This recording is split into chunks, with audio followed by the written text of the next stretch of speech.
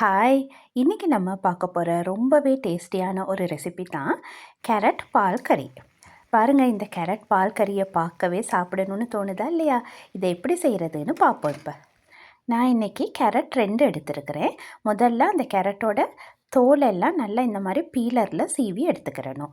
நல்லா சீவிட்டு அந்த கேரட்டை கழுவி எடுத்து வச்சுக்கிறணும். கழுவிட்டு வந்த கேரட்டை ஒரு இன்ச் அளவுக்கு இந்த மாதிரி வெட்டி எடுத்துக்கிறணும். அதுக்கப்புறம் அந்த ஒரு சின்ன துண்டையும் 2-3 வெட்டி விட்டுட்டு நீல வாக்கில் வெட்டிக்கிறணும். அப்போ தான் நமக்கு கேரட் அழகாகவும் இருக்கும், அதே நேரம் சீக்கிரமாக வெந்தும் வரும். அப்போ ரொம்ப நேரம் வேக வைக்க தேவையும் படாது.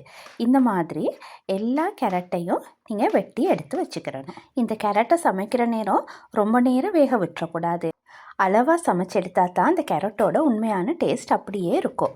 இப்போ பார்ப்போம், இந்த கேரட்டெல்லாம் வெட்டி எடுத்து வச்சாச்சு. அதுக்கப்புறம் நம்ம சமைக்க போகிற மண் பாத்திரத்தை எடுத்து அதுக்குள்ளே இந்த கேரட் அவ்வளோத்தையும் போட்டுக்கிறணும்.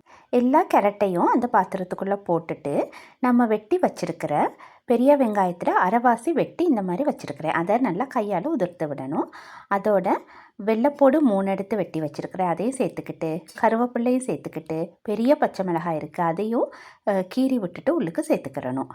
அதுக்கப்புறம் உப்புத்தூள் 3/4 கரண்டி மாதிரி போட்டுட்டு மஞ்சள் தூள் அரை தேக்கரண்டி சேர்த்துருக்கேன். அதுக்கப்புறம் ஒரு 3 டேபிள் ஸ்பூன் அளவுக்கு தண்ணி சேர்த்துருக்கேன். நிறைய தண்ணி சேர்த்துக்கிற கூடாது.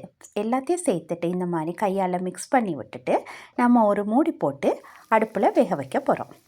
இந்த கறி செய்யும்போது நான் இதுக்கு எண்ணெய் சேர்த்துக்கிறல, அதனால ரொம்பவே ஹெல்த்தியான ஒரு சாப்பாடு தான் இது. அடுத்தது ரொம்ப வேக வைக்கவும் மாட்டோம். இப்போ இந்த கேரட் ஓரளவு சாப்பிட்ற அளவுக்கு வெந்து வந்துச்சுன்னா போதும். ஒரு 2 நிமிஷம் அளவுக்கு வேக வச்சோன்னே இந்த அளவுக்கு வெந்து வந்திருக்கும். அதுக்கப்புறம் கெட்டிப்பால் ஒரு 3-4 தேக்கரண்டி மாதிரி சேர்த்துக்கிட்டிங்கன்னா போதும். அதோட தக்காளி ஒன்றையும் வெட்டி போட்டு அது எல்லாமே நல்லா சேர்ந்து வரக்குள்ள அடுப்பை லோ ஃப்ளேமில் வச்சு 1 நிமிஷம் அளவுக்கு மெதுவாக கிளறி விட்டுட்டு அதுக்கப்புறம் அடுப்பை ஆஃப் பண்ணி அந்த பாத்திரத்துலேயே வச்சு விடணும். அப்போ நல்லா அந்த பாலெல்லாம் அதோட சேர்ந்து ரொம்பவே டேஸ்டியான இந்த பால் கறி ரெடி ஆகிரும்.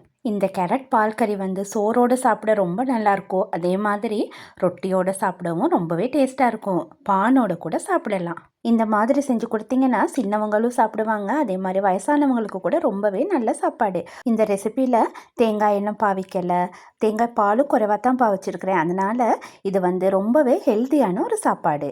நீங்கள் பயப்படாமல் யாருக்குமே செஞ்சு கொடுக்கலாம். நீங்கள் ட்ரை பண்ணி பார்த்துட்டு உங்களுக்கு பிடிச்சிருந்தா லைக் பண்ணி ஷேர் பண்ணி இந்த துஷ் ஹோம் குக்கிங்கை சப்ஸ்கிரைப் பண்ணி சப்போர்ட் பண்ணுங்கள். தேங்க்யூ.